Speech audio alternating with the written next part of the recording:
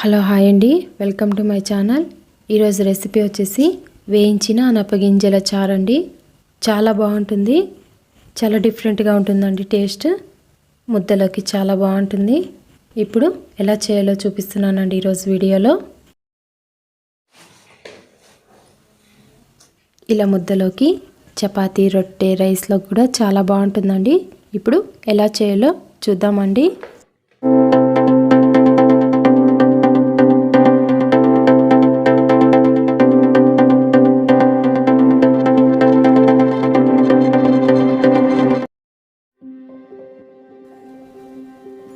ఇప్పుడు ముందుగా అనపకాయల్ని వేయించుకోవాలండి. నేను ఒక చిన్న కప్పు నిండా తీసుకుంటున్నాను.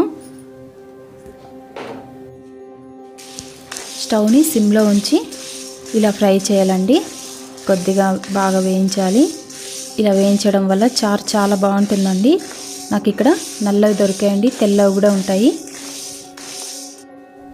ఇలా ఒక 2-3 నిమిషాలు చిటపట్లాడేంత వరకు వేయించాలండి. ఇప్పుడు తీసేస్తున్నాను. ఇలా 2-3 సార్లు కడగాలండి. చూసారు కదా, ఇలా వేయించడం వల్ల చారు చాలా బాగుంటుందండి. ఒక్కొక్కరు అయితే రాత్రంతా నానబెట్టి కూడా చేస్తారండి, అది కూడా బాగుంటుంది. కాకపోతే ఇది టేస్ట్ డిఫరెంట్గా ఉంటుంది. ఇలా ట్రై చేసి చూడండి, చాలా బాగుంటుంది. ఇలా నేను 3 సార్లు కడుగుతున్నానండి.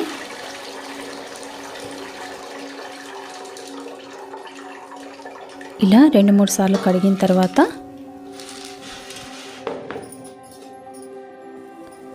ఇలా బాగా కడిగిన తర్వాత నేను మళ్ళీ ఒక 3-4 గ్లాసుల నిండా నీళ్ళు వేస్తున్నానండి. వేసి ఉడికించుకోవాలి మెత్తగా.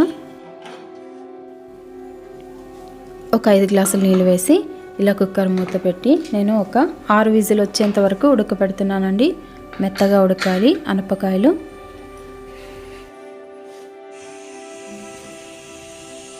ఇలా ఒక 6 విజిల్ వచ్చేంత వరకు ఉడికించాలండి. చూసారు కదా.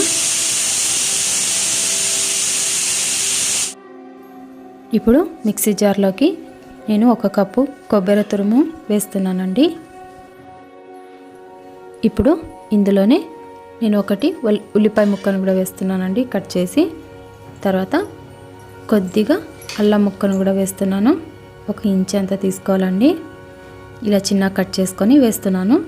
అలాగే వెల్లుల్లి రెబ్బలు కూడా ఒక 5-6 వేస్తున్నానండి. చూసారు కదా. ఇలా వేసిన తర్వాత కొద్దిగా చింతపండుని కూడా వేస్తున్నాను.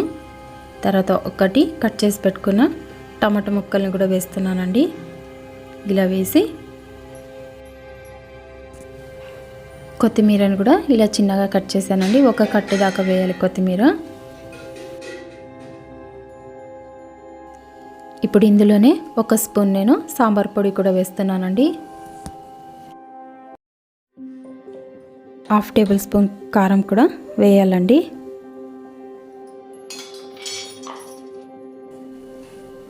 ఇలా మూత పెట్టేసి మెత్తగా కొన్ని నీళ్ళు వేసుకుంటూ మెత్తగా గ్రైండ్ చేయాలండి. ఇలా బాగా మెత్తగా ఉడకాలండి. ఒకవేళ మీకు 6 విజిల్కి ఉడకపోతే మళ్ళీ ఇంకో 2 విజిల్ అయినా పెడితే మెత్తగా ఉడికిపోతాయండి. ఇప్పుడు సాంబార్ ఎలా చేయాలో చూద్దామండి. ఇప్పుడు తాలింపు కోసం ఇక్కడ నేను ఒక 2-3 స్పూన్లు ఆయిల్ వేస్తున్నానండి. ఆయిల్ కొద్దిగా వేడెక్కిన తర్వాత 1 స్పూన్ ఆవాలు, 1 స్పూను జీలకర్ర కూడా వేయాలండి. వేసి బాగా చిటపట్లాడాలి. ఇలా ఆవాలు, జీలకర్ర కొద్దిగా చిటపట్లాడాలండి.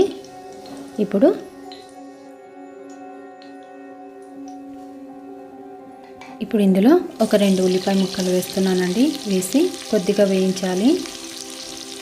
ఇలా బాగా కొద్దిగా ఫ్రై అవ్వాలి ఉల్లిగడ్డలు. ఇలా కొద్దిగా ఫ్రై అయిన తర్వాత ఇక్కడ నేను బంగాళాదుంపలు పెద్ద సైజువి ఒక 2 తీసుకున్నానండి. ఇలా కట్ చేశాను. ఇవి కూడా వేసి కొద్దిగా వేగాలి.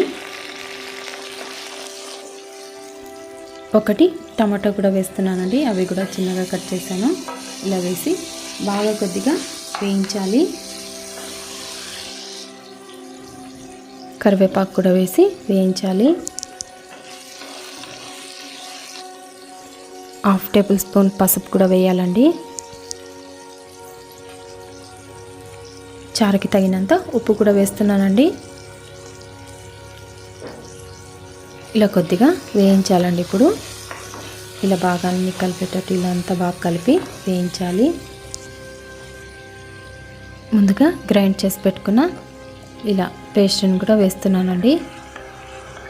ఇలా వేసి కొద్దిగా నీళ్ళు కూడా వేసి అందులోనే వేయాలి.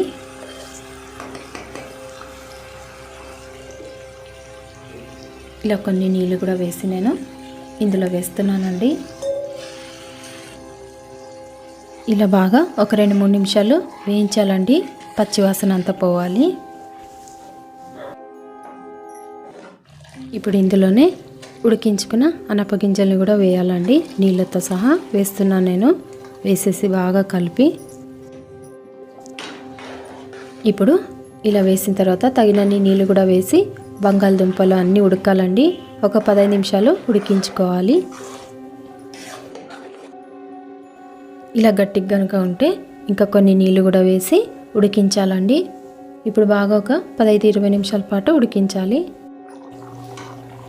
ఇలా 15 నిమిషాల తర్వాత బాగా ఉడికిపోయిందండి. ఇప్పుడు అనప గింజల చారు రెడీ అయిపోయింది ఫ్రెండ్స్. చూసారు కదా, రాత్రిపూట నానవేసి కూడా చేస్తారండి అనప గింజల్ని. కాకపోతే ఇలా వేయించడం వల్ల ఈ టేస్ట్ చాలా డిఫరెంట్గా ఉంటుంది. మీరు కూడా తప్పకుండా ట్రై చేసి చూడండి, చాలా బాగుంటుంది.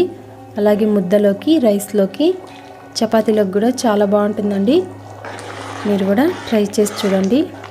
ఎలా వచ్చిందో మాకు కామెంట్ చేయండి ఫ్రెండ్స్. ఈ వీడియో కనుక మీకు నచ్చినట్లయితే ప్లీజ్ లైక్ చేయండి, షేర్ చేయండి, సబ్స్క్రైబ్ చేయండి. ఈ వీడియో చూసినందుకు థ్యాంక్ యూ ఫ్రెండ్స్.